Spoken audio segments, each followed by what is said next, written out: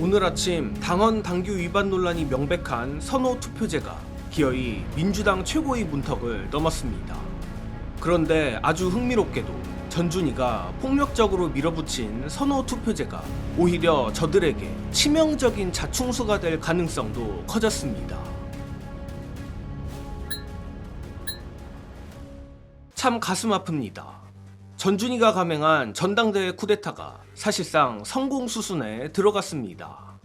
최고위는 오늘 결선 투표의 방식으로 선호 투표를 명시하는 당규 개정안을 의결했고, 이성윤 최고위원은 이에 반발해 최고위원직 사퇴까지 선언했습니다.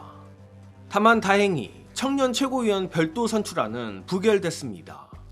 저 개인적으로 이번 사태는 민주당 역사상 가장 폭력적인 사건 중 하나로 기록될 거라 봅니다. 그런데 좋은 게 반드시 좋은 것도 아니고 나쁜 게 반드시 나쁜 것도 아니라는 말이 있습니다. 결론부터 말하면 선호 투표제가 정청래 전 대표에게 예상만큼 불리하지 않을 수 있다는 겁니다. 오히려 전준희가 의도한 것과 정반대로 선호 투표제가 정청래 전 대표에게 날개를 달아주는 자충수가 될 가능성도 의외로 높아 보입니다. 물론 속이 뒤집히는 와중에 무슨 행복회로냐 싶을 수 있습니다. 하지만 이건 민주시민 여러분들을 위로하기 위한 행복회로가 아니라 놀랍게도 민주당 전당대회 투표 방식과 선호 투표제가 가진 일종의 장점이자 태생적 특성 때문입니다. 예컨대 선호 투표제의 핵심 취지는 사표를 줄이는 것입니다. 본경선 후보가 3명이라면 유권자는 후보들을 1, 2, 3순위로 나눠 선택하고 1순위 개표에서 과반 후보가 없으면 최하위 후보표의 다음 선호를 남은 후보에게 넘기게 됩니다. 여기서 중요한 건 투표가 기존보다 복잡해진다는 겁니다. 한 명만 고르고 끝내는 게 아니라 후보 전체의 순위를 판단하고 마지막 단계까지 투표를 완료해야 합니다. 이를 뒤집어 말하면 선호 투표제 하에서 1, 2, 3순위를 고르지 않을 시 그 표는 사표가 돼버립니다. 그리고 골 때리는 건 이 다음 대목입니다. 민주당 권리당원 투표는 통상 온라인 투표를 먼저 진행하고 참여하지 않은 당원에게 ARS 투표 기회를 주는 방식으로 운영돼 왔습니다. 여기서 선호 투표제에 재밌는 역설이 발생합니다.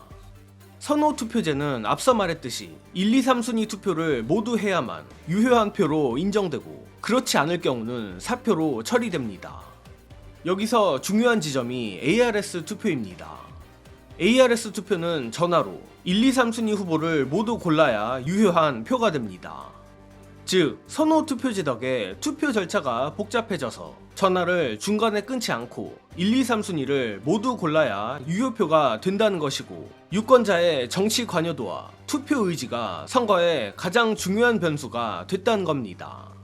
쉽게 말해 이번 전당대회는 단순 지지율 싸움이 아니라 누가 더 화나있고 누가 더 절실하며 무엇보다 누가 끝까지 투표를 완료하느냐의 싸움이 될 수 있습니다. 그렇다면 묻겠습니다. 본경선이 정청래, 김민석, 송영길 세 후보로 압축된다고 가정할 때 현재 민주당 코어 지지층의 지지를 가장 강하게 받는 후보는 누구라고 생각하십니까? 아무리 염세적으로 생각해도 여러분 스스로 답을 알고 계실 겁니다. 더욱이 이번 전당대회는 대의원과 권리당원 투표가 70%, 국민 여론조사가 30% 반영됩니다. 결국 권리당원의 실제 투표율과 결집도가 압도적으로 중요합니다. 그리고 지금 민주당 코어 지지층은 단순히 정청래 전 대표를 좋아하는 수준을 넘어 전준희가 자신들의 표와 당원 주권을 짓밟았다고 느끼고 있습니다. 이 상황에서 투표를 포기할 가능성과 이를 악물고 투표해 결과로 응징할 가능성 중 어느 쪽이 높겠습니까?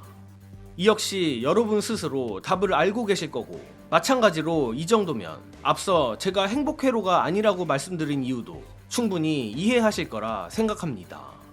아마 전준희는 룰을 바꾸면 판을 통제할 수 있다고 생각했을지 모르지만 그 폭압적인 과정이 오히려 가장 투표의지가 강한 당원들을 깨워버렸습니다. 후보 개인에 대한 호감도, 캠페인 과정에서 벌어지는 충돌, 이번 전준희 룰 파동에 대한 평가에 따라 이순위표는 예상과 전혀 다르게 움직일 수 있습니다. 또 하나 상황이 달라진 점이 있습니다. 음모론이긴 하나 저는 이전 영상에서 전준희가 당원 당규 위반 가능성이 큰 선호투표제를 억지로 도입한 뒤 이후 원하지 않는 후보가 당선되면 그 하자를 빌미로 선거 결과를 흔들고 비대위로 가려는 것 아닌가 의심한 적이 있습니다. 그런데 이번에 전준희와 지도부가 뒤늦게 당규를 개정하면서 최소한 당규 위반을 공격 재료로 쓰는 칼날을 스스로 상당 부분 무디게 만들었습니다. 물론 당헌 위반 논란까지 사라진 것은 아니기 때문에 비대위 빌드업이 원천 차단됐다고 단정할 수는 없습니다. 하지만 원하는 결과가 나오지 않았을 때 자신들이 만든 당규상 절차 하자를 다시 무기로 사용하는 그림은 전보다 훨씬 궁색해졌습니다. 결국 룰을 억지로 뜯어고치면서 정작 자신들이 훗날 사용할 수도 있었던 칼날까지 무디게 만든 셈입니다. 정리하자면 현재 가장 정확한 평은 이런 것 같습니다. 선호투표제는 예상보다 정청래에게 불리하지 않다. 특히 선호투표제의 특성과 일부 권리당원, 국민상대 ARS 투표 방식 때문에 선호투표제는 전준희의 치명적인 자충수가 될 가능성도 높다라는 겁니다. 그리고 반드시 짚어야 할 문제가 있습니다. 오늘자 문정복 의원의 페이스북을 보면 최대한 돌려서 말했지만 소수결이라는 아주 이상한 단어가 나옵니다. 또한 이성윤 최고위원은 끝까지 선호투표제에 반대하다 결국 사퇴했고 나머지 최고위원들은 파국을 막기 위해 다수의 권리를 내려놓고 소수의 뜻을 받아들였다고 했습니다. 민주주의 정당에서 다수결이 아니라 소수결이라는 말이 나왔다는 것 자체가 정상이 아닙니다. 어떤 압력과 계산이 작동했는지는 단정할 수 없습니다. 그러나 적어도 다수가 자발적으로 납득한 합의가 아니라 당의 파국을 인질로 잡은 비정상적 타협이었다는 의심은 피하기 어려워 보입니다. 그리고 이런 외력과 압박은 오늘 한 번으로 끝나지 않을 겁니다. 전당대회가 치러지는 내내 익명 관계자발 기사, 반명 프레임, 룰 해석 논란 등 다양한 형태로 반복될 가능성이 높습니다. 따라서 지금은 절망해서 투표를 포기할 때가 아닙니다.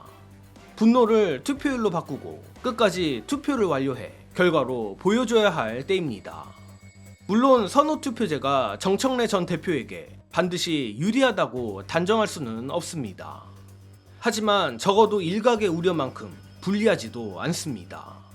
오히려 복잡해진 투표 절차, 70% 당원 비중, 폭압적인 룰 변경으로 격앙된 코어 지지층이 결합하면 저들이 만든 룰이 저들을 찌르는 자충수가 될 수도 있습니다. 룰을 바꾼 사람들이 결과까지 정할 수는 없습니다. 결과를 정하는 건 결국 투표하는 당원입니다. 표 중에 가장 강력한 표는 분노투표라는 말 한 번쯤 들어보셨을 겁니다. 이제 우리 차례입니다. 일전 유시민 작가가 했던 말로 기억하는데 우리에겐 투표라는 짱돌이 있고 저들의 오만함을 자충수로 바꿀 힘은 여전히 우리에게 있다는 걸 잊으면 안 됩니다. 이번 소식은 여기서 마칩니다. 시청해주신 여러분 감사합니다.